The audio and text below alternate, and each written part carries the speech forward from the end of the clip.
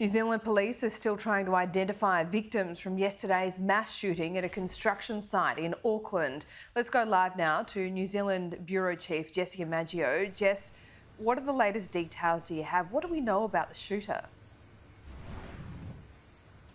Yes, well, Laura, police will be working, as you say, to identify those two victims shot dead by the lone gunman. Now, we understand that they were colleagues of his. So yesterday, police confirmed to us that this was a 24-year-old lone shooter, Martu Reid, and that he had worked at the construction site. So he was on home detention and was wearing an ankle bracelet.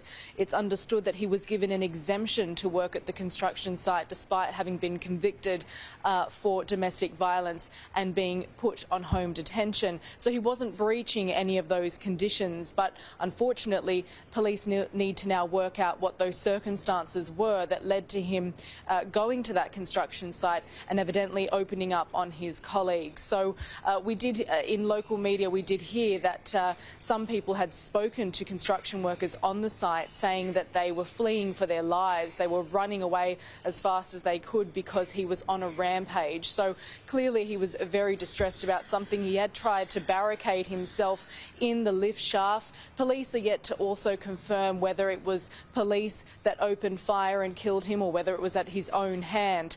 But there was an intense shootout between them, considering the fact that he had obviously hit one of the police officers who remains in hospital and underwent surgery yesterday. So all those details we're expecting to come from police at some stage today in an update. It did put a dampener on yesterday's festivities. The FIFA Women's World Cup obviously starting last night.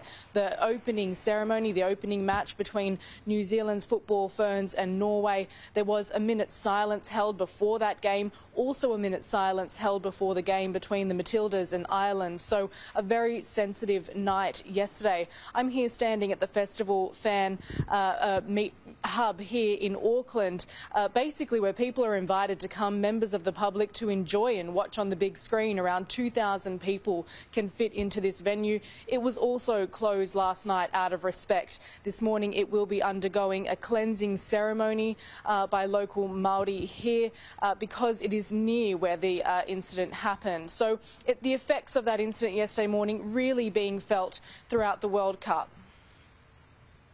Jess, thanks so much for that.